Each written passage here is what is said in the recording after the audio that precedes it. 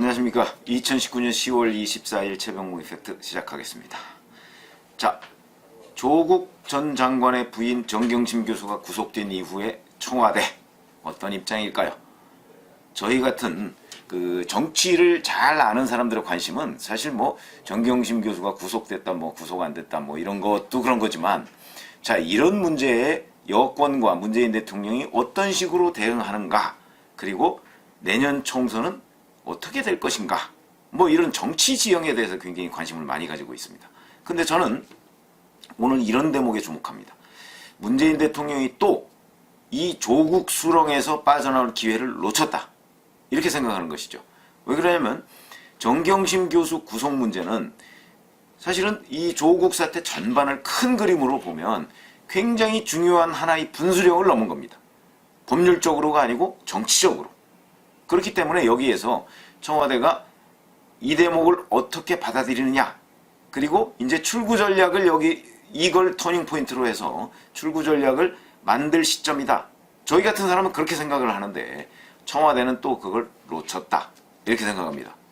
자, 우선 청와대의 입장을 잘 알고 있다는 한겨레 신문 보도를 보면 이 시각까지, 지금이 오후 4시인데 이 시각까지 청와대의 반응에 대해서 한겨레 신문은 쓰지 않고 있습니다. 제목 어디에도 없습니다. 반면에 조선일보에 보면 상당히 크게 쓰고 있습니다.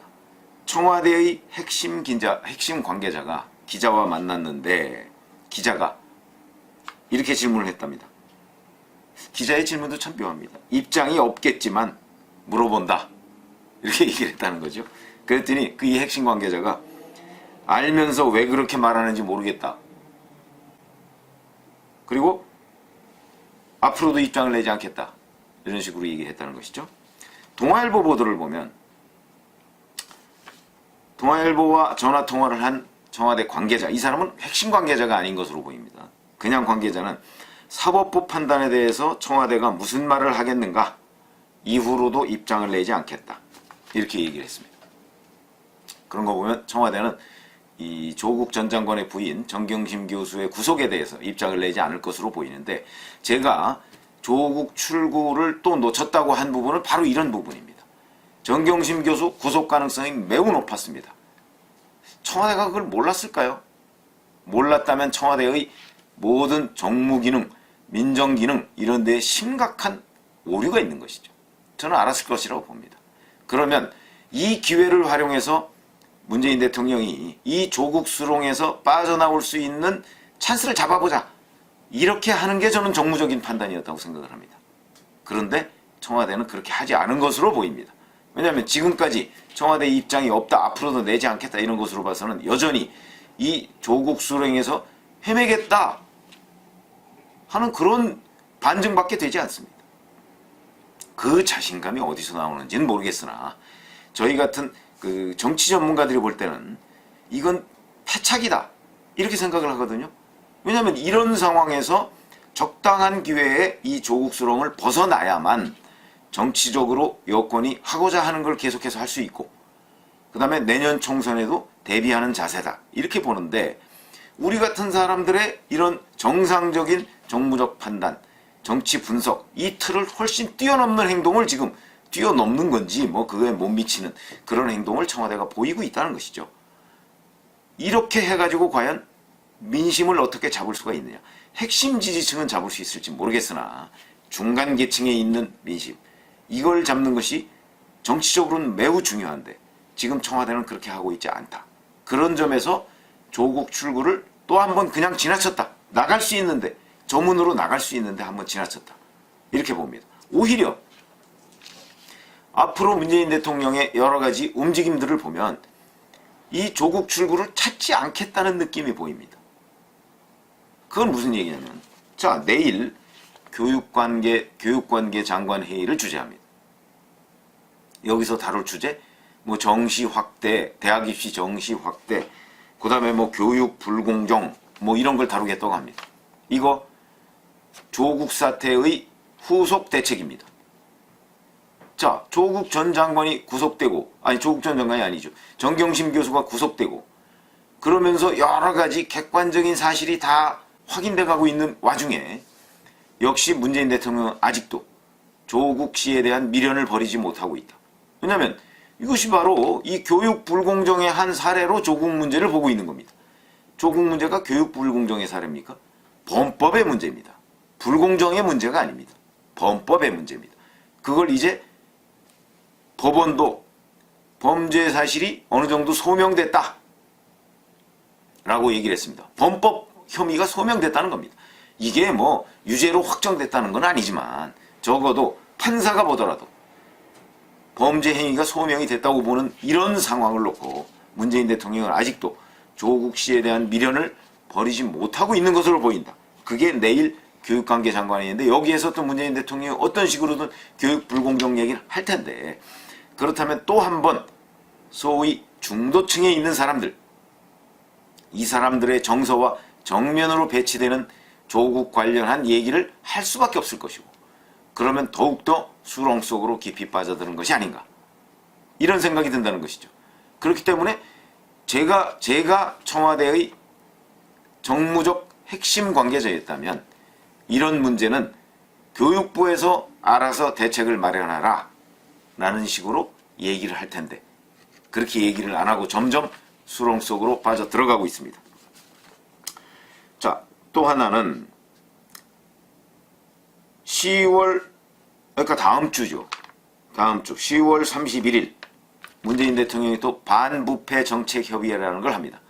1년에 2번 정도 한다는 건데 여기에 윤석열 검찰총장이 참석이 예정돼 있습니다. 뭐 참석을 할지 어떨지는 모르겠습니다만은 문재인 대통령과 이 조국 전 장관 수사를 한 이후에 처음으로 대면하는 겁니다.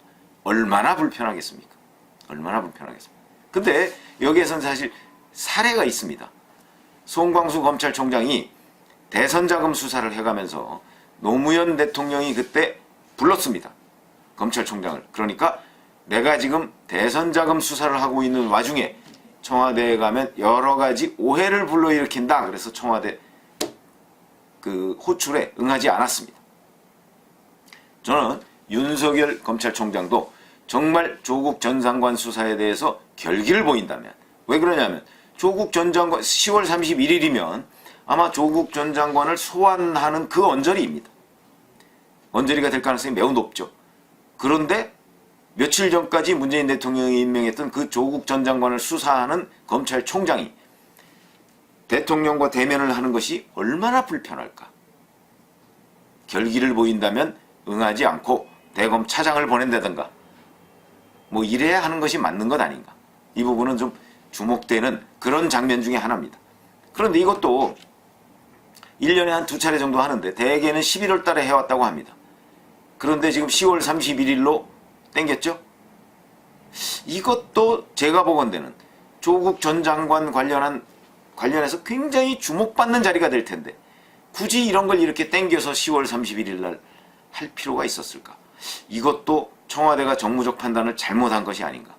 내지는 조국 전 장관 수사에 뭔가 이 우회적인 경고를 주기 위한 것 아닌가?